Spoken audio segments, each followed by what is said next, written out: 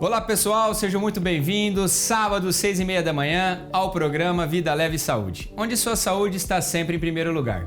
Eu sou o Dr. Felipe Fornari e vamos juntos nessa jornada adquirir conhecimento e transformar a sua vida e a sua saúde. Segundo a Organização Mundial de Saúde, OMS, as doenças cardiovasculares são a principal causa de morte no mundo, responsáveis por cerca de 17,9 milhões de óbitos por ano. No Brasil, o número também preocupa. Estima-se que uma pessoa morra a cada 90 segundos devido a problemas cardíacos, de acordo com a Sociedade Brasileira de Cardiologia. Entre os fatores de risco estão sedentarismo, má alimentação, tabagismo, hipertensão e diabetes. Hoje, para entendermos melhor os avanços da medicina e a importância da prevenção e dos cuidados após cirurgias cardíacas, vamos conversar com o Dr. Rogério Caravante, cirurgião cardíaco. Então, fique com a gente porque o Vida Leve Saúde está só começando e a informação de qualidade pode transformar a sua vida.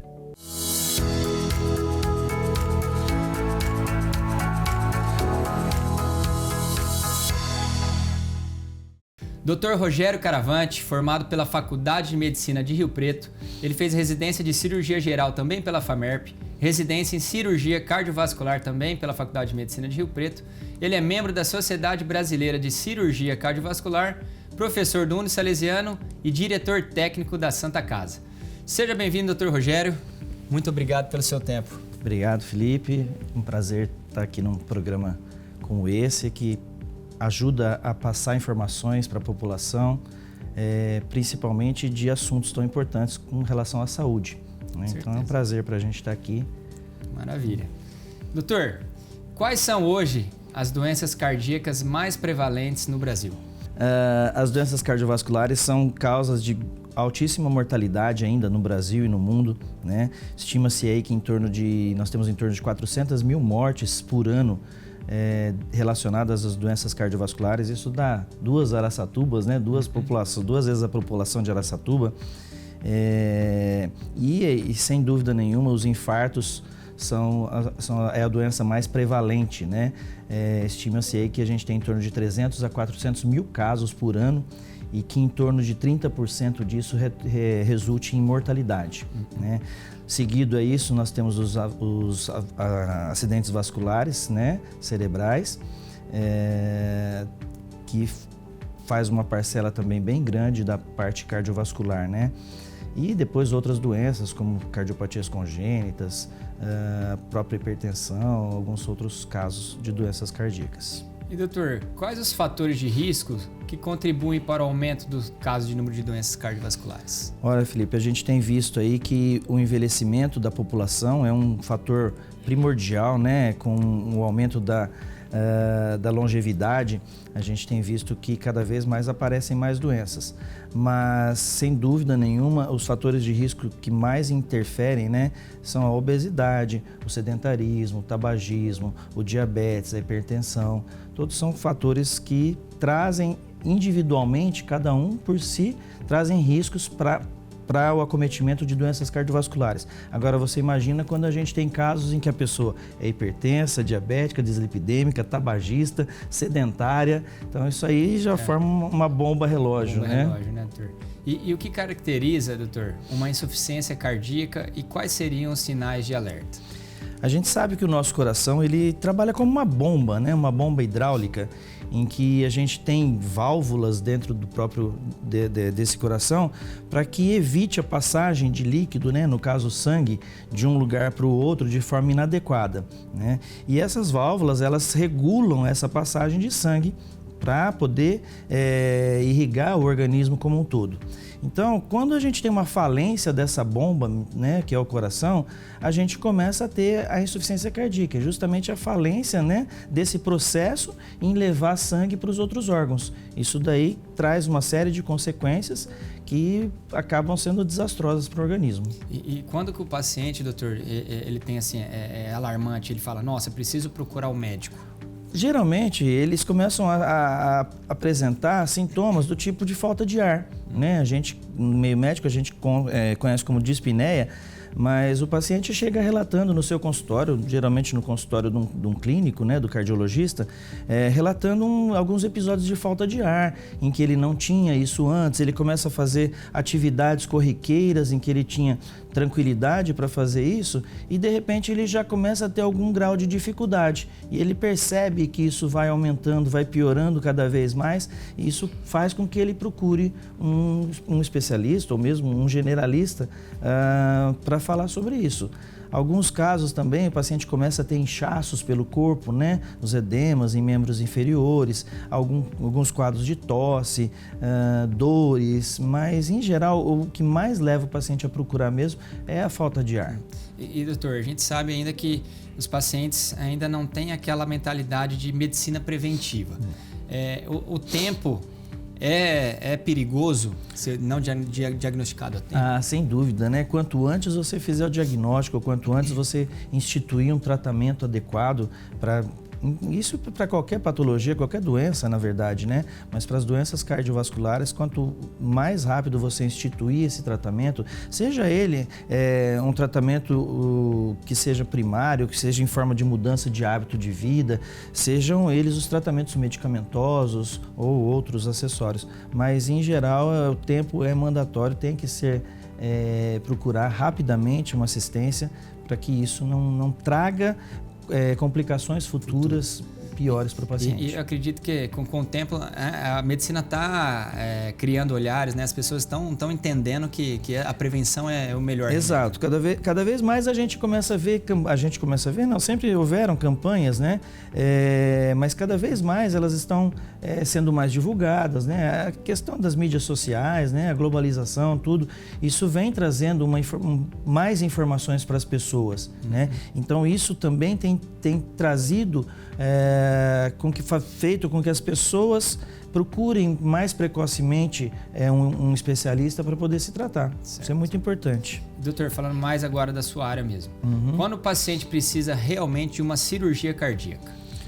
Bom, na verdade, assim, eles, como a gente estava conversando, eles procuram ou um cardiologista ou um clínico geral pelos mais diversos motivos, né? E durante a investigação, né, o cardiologista, principalmente, começa a ver, né, suspeitar de alguma patologia e, a partir de então, ele começa a fazer essa investigação e aprofundar mais essa investigação.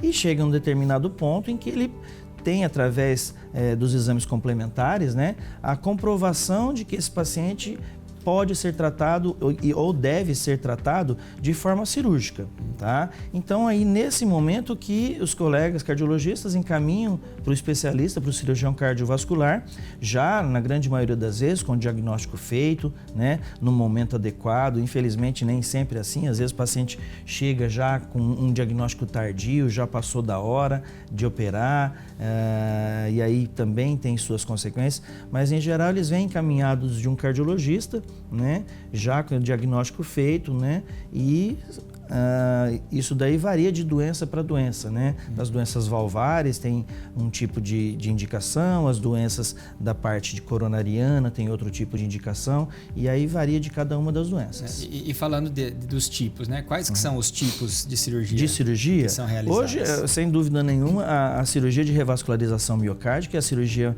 mais realizada, talvez seja mais realizada no mundo, não tenho essa informação correta, mas acho que é a cirurgia mais realizada no mundo. Seguido a cirurgia de revascularização, nós temos as trocas valvares, os implantes valvares, né? E temos também cardiopatias congênitas, né? Principalmente em crianças. Aqui nós não temos um serviço de criança, um serviço infantil de cardiopatias congênitas, mas de vez em quando chegam algumas cardiopatias congênitas em adultos. Uma comunicação interatrial, uma comunicação interventricular, uma coarctação de aorta, e aí no adulto sim a gente tem condições de dar esse tratamento. Essa cirurgia de revascularização, que tipo que é? Ela tem um nome popular? Isso, exatamente. Ela é conhecida como ponte de safena, né? E assim, hoje a gente evita muito falar de ponte de safena, porque a safena é uma veia, né, do nosso membro inferior, E ela faz parte de um conjunto de enxertos que a gente utiliza nessa cirurgia de revascularização. Mas hoje ela não é o mais importante. Hoje o enxerto mais importante é a artéria torácica interna, né? Também que a gente conhecida como mamária. Mas durante muitos anos a safena foi o conduto principal, né? Foi o enxerto principal, então ficou popularmente conhecido como ponte de safena. Legal. E doutor, essa revascularização do miocárdio, o que seria o bypass? Então, Felipe, o bypass é justamente a tradução da palavra, né? O passar sobre, criar uma ponte. Né? Então é justamente o que a gente faz na cirurgia. Muitas vezes as pessoas perguntam para a gente: doutor, o senhor vai mexer lá na obstrução, lá no entupimento, né, da minha artéria? Não, a gente não mexe. Em raríssimos casos acaba mexendo, mas normalmente a gente não mexe nessa obstrução. A gente faz exatamente uma passagem de um enxerto para frente dessa obstrução para levar sangue, porque até a obstrução o sangue chega por vias normais. Após a obstrução, não tem como passar, a gente faz esse bypass, essa ponte, né? Seja com enxerto de artéria torácica interna, seja com enxerto de safena, para poder levar o sangue até essa área que parou de receber sangue por conta dessa obstrução. Quais são os avanços hoje nas cirurgias de válvulas cardíacas? Boa pergunta. Isso são coisas que a modernidade vem nos trazendo, né? Cada dia mais a gente vem tratando o paciente de uma melhor forma, seja ela medicamentosa, seja ela cirúrgica, e com isso a gente tem recebido avanços tecnológicos dentro da área de cirurgia cardiovascular, muitas vezes relacionado a válvulas cardíacas. Então, o desenvolvimento de novas próteses tem sido assim primordial para se melhorar esse tratamento do paciente. Então, até pouco tempo, né, nós tínhamos só 2 tipos de próteses a serem utilizados, uma prótese biológica e uma prótese mecânica, e aí cada paciente teria a sua indicação. Uma das grandes desvantagens da prótese biológica, que era utilizada até recentemente, é o tempo de duração dessa prótese. Ela tem uma duração muito baixa por ser feita de material biológico. Hoje já existe o desenvolvimento de novas técnicas de tratamento dessa mesma prótese biológica, mas de tratamentos de conservação que fazem com que essa prótese tenha uma durabilidade aí de 2 até 3 vezes maior do que uma prótese com tratamento convencional. Então isso veio melhorar muito, porque se você for entender que você utiliza uma prótese que dura 2, 3 vezes mais, você está economizando no mínimo uma nova cirurgia para esse paciente. Porque se você tem que fazer uma reoperação a cada 8, 10, 12 anos e você passa a ter que fazer essa reoperação a cada 20, 25 anos, você economizou uma cirurgia nesse caminho para esse paciente. E não só para o paciente, para o sistema como um todo. Então, muitas vezes a gente briga, a gente tem desavenças com gestores e tudo mais. Por quê? A prótese nova custa 5 vezes mais, tá? Mas uma cirurgia nova, esse custo de 5 vezes mais da prótese, ele acaba se diluindo e trazendo benefício muito grande para esse sistema, né? Você economiza uma cirurgia que custa aí, sei lá, da ordem de 80, 90 mil reais, e a prótese custa só 10 mil reais a mais, tá? Então, isso, e se a gente conseguisse colocar isso em larga escala, né, seria um grande benefício para o sistema. E doutor, existe diferença entre a cirurgia aberta e procedimentos minimamente invasivos? Sim, dentro dessa pergunta anterior que você fez, entre dos avanços das cirurgias de troca valvar, hoje nós temos o que há de mais avançado, né, que é o implante de prótese valvar via transcatéter. Então a gente chama de TAV, né? TAV para válvula aórtica e também nós temos para válvula mitral. Isso é feito de uma forma minimamente invasiva, através de catéteres, né, apenas com punções nas artérias das pernas, em que a gente consegue, através de dispositivos, né, com bainhas, com cânulas e tudo mais, a gente consegue levar esse dispositivo até o coração e fazer a liberação de uma válvula, de uma prótese, sem precisar abrir o peito do paciente. A gente faz isso só através de punções e aí cai na mesma história do custo, né? Poxa, isso daí é um custo muito mais elevado, sem dúvida ainda é, principalmente porque o desenvolvimento da técnica ainda está em andamento, né? E desenvolvimento dos materiais. Mas acaba caindo na história, né? Você economiza em tempo de internação, em medicações que esse paciente vai tomar, em tempo de UTI, tudo isso daí acaba diluindo e trazendo esse preço para uma realidade mais próxima do que a gente vive, né? Esse procedimento seria como se passasse um cateterismo? É muito parecido, na verdade. Como é se muito fosse colocar parecido. Um stent. Exatamente. É bem parecido mesmo, só que numa proporção um pouco maior de tamanho, né? É uma endoprótese, né? Porque está dentro do sistema endovascular. E é colocado através de um cateterismo, através de um catéter, né? Então, aqui em muitos serviços aí do Brasil inteiro, tem equipes que trabalham só cirurgiões cardiovasculares fazendo isso daí, tem equipes que trabalham só cardiologistas intervencionistas fazendo isso daí. Aqui em Araçatuba a gente tem por norma trabalhar com as duas equipes juntas. Por quê? Porque você usa a expertise das duas equipes. Tanto a equipe de cardiologia intervencionista, que tem muita habilidade com o uso dos catéteres, né? E a equipe da cirurgia vascular, que está acostumada a fazer essa troca valvar aberta, né? Tem os acessos vasculares maiores, a cirurgia cardiovascular tem a condição de poder ajudar a tratar isso daí. Então, a união dessas duas equipes tem trazido muitos benefícios para os pacientes aqui na nossa região. Doutor, houve com esses avanços tecnológicos, teve alguma preocupação por parte dos profissionais da cirurgia cardíaca em relação a essa parte de cirurgia mesmo? Na verdade, assim, em termos de diminuição de trabalho, não, Felipe, porque assim, a quantidade de pacientes que tem aí no Brasil e no mundo, né, acometidos pelas doenças cardiovasculares, infelizmente não vai acabar tão cedo, né? Todo mundo brinca, fala assim, a cirurgia cardíaca vai acabar porque ponte de safena não vai fazer mais, que vai fazer angioplastia. A cirurgia valvar vai acabar porque vai acabar com a febre reumática. Mas cada dia o número de pacientes continua aumentando, né? E mesmo com o uso das tecnologias minimamente invasivas, na verdade ela só está substituindo uma outra cirurgia. Ela não está deixando de fazer uma cirurgia, ela está só substituindo. Então, o que a gente precisa é estar sempre atento, né, a essa modernidade e fazendo atualizações constantes. Então, quanto a isso, eu não vejo como um risco para a cirurgia cardíaca ou para qualquer profissional, desde que esteja fazendo a coisa certa e de forma competente. Acho que isso daí não é nenhum tipo de problema.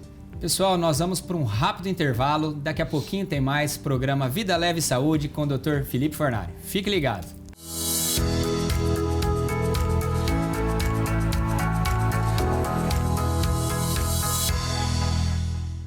Estamos de volta com o programa Vida Leve Saúde. Hoje um bate-papo espetacular com o Dr. Rogério Caravante, ele que é cirurgião cardíaco.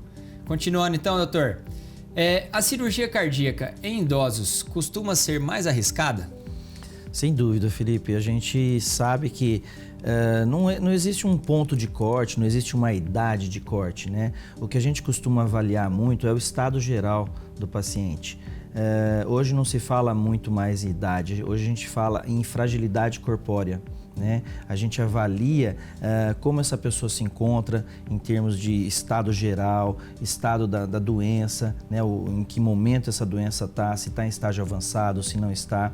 Então, cada vez mais a gente tem operado pacientes cada vez mais idosos, tanto que na questão dos procedimentos minimamente invasivos, hoje a gente tem operado pacientes de 80, 90 anos com esses procedimentos. Por quê? Porque diminui bastante o risco cirúrgico, né, em relação a uma cirurgia aberta e principalmente a questão da recuperação.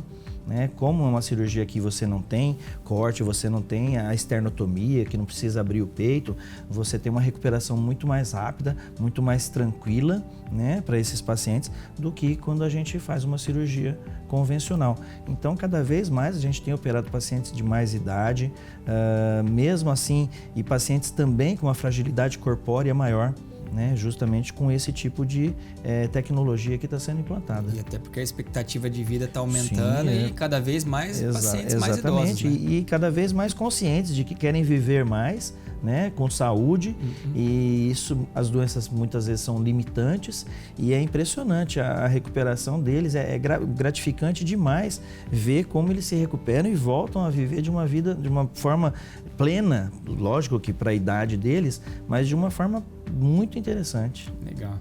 Doutor, como que a obesidade impacta na recuperação de uma cirurgia cardíaca? Da mesma forma que a gente falou que a parte de uma cirurgia menos invasiva traz benefícios por facilitar essa recuperação, a obesidade trabalha justamente no sentido contrário, né? O paciente que tem obesidade, ele tem uma dificuldade maior de movimentação e a gente precisa de uma movimentação precoce dos pacientes para diminuir riscos, como riscos de embolia, riscos de AVC, riscos de novas complicações da própria cirurgia. Então, paciente obeso, não que ele não possa ser tratado, né? Mas é um paciente que a gente requer um cuidado um pouco maior por conta dessa dificuldade de recuperação, principalmente no quesito de mobilidade. Tá? É difícil de você mobilizar um paciente no leito, é difícil para esse paciente voltar a fazer uma caminhada, né, que é essencial para essa recuperação. Mas cada dia mais a gente vê que a população está se tornando mais obesa. Infelizmente, a gente tem um alto índice de obesidade na população brasileira e do mundo também, né? Isso é uma coisa que preocupa bastante a cirurgia cardíaca. Doutor, o estresse pode acelerar o processo de doenças que levam à cirurgia? Sem dúvida, Felipe. A vida que a gente tem levado hoje em dia, né, que as pessoas têm tornado essa vida cada vez mais corrida, né, mais disputada em todos os sentidos, isso gera um estresse, né?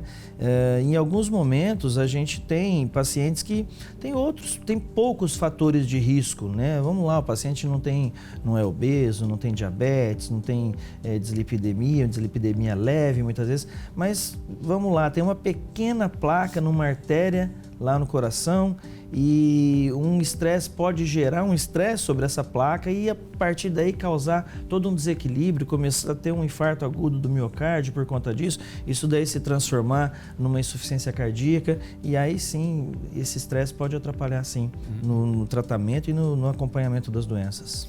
Doutor, quais são os exames fundamentais antes de decidir por fazer uma cirurgia cardíaca? Sim.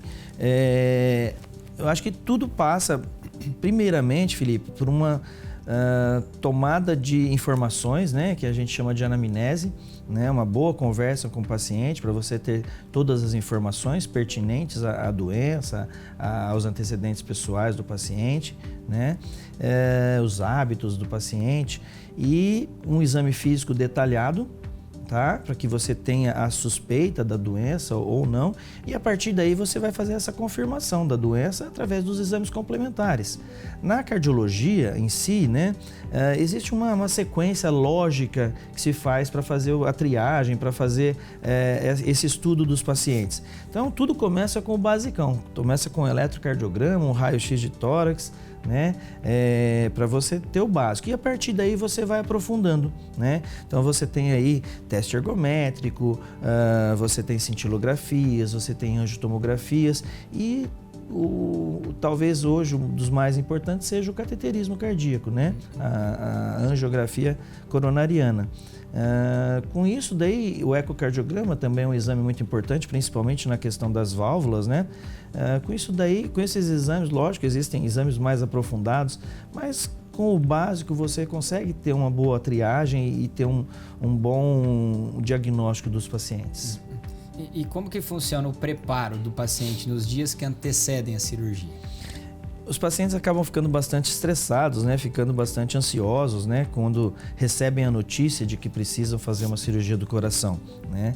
A gente procura ter um serviço acompanhado por psicólogas, por assistentes sociais, né? Principalmente quando a gente fala de pacientes da rede pública, né?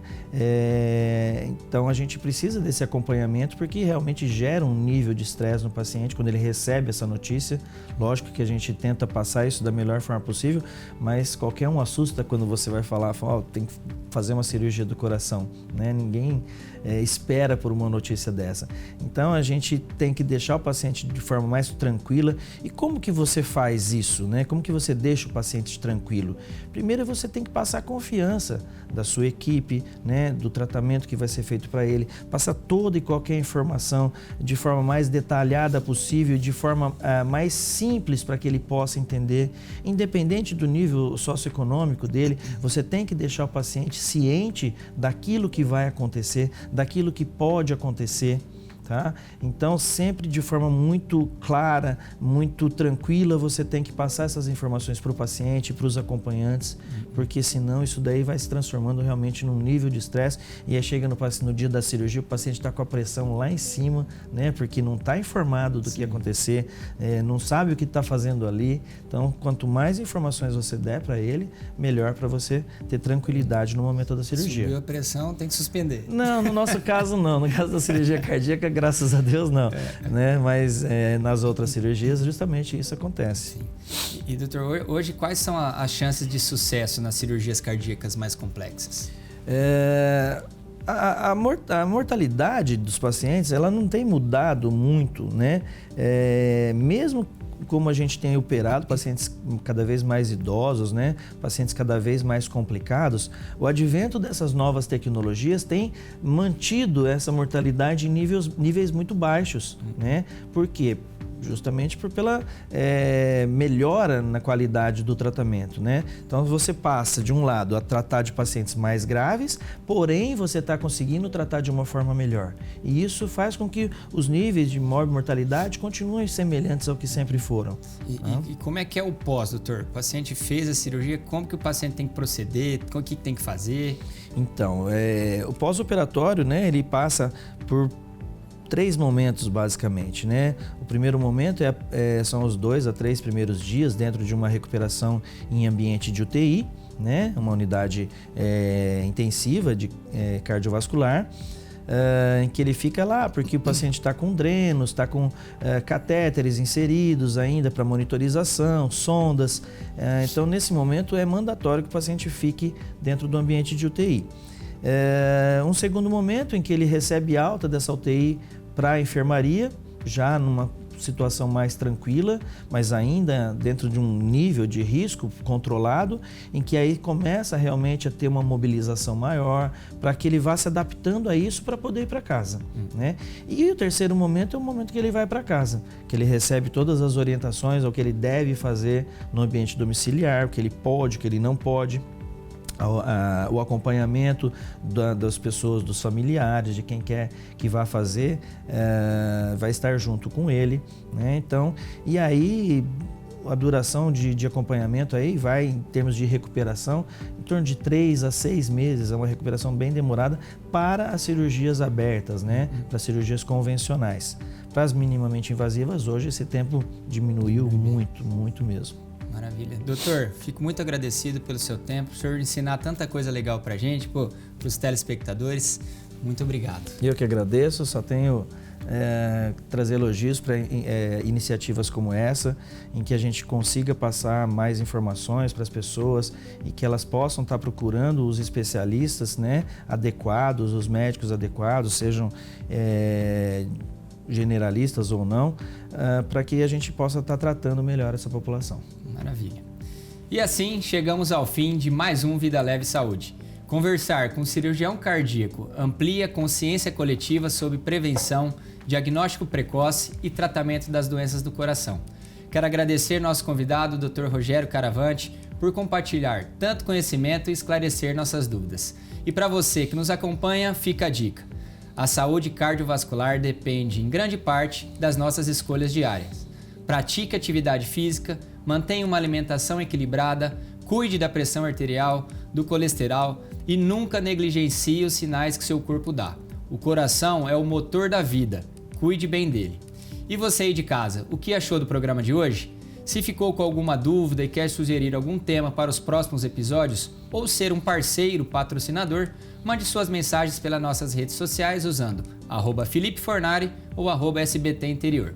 E não se esqueçam, cuidar da saúde começa com escolhas inteligentes todos os dias. Então, que tal colocar em prática pelo menos uma dica que aprendemos hoje? Nos vemos nos próximos programas, sempre com mais informações e dicas para você viver melhor. Um forte abraço, fiquem com Deus e até lá!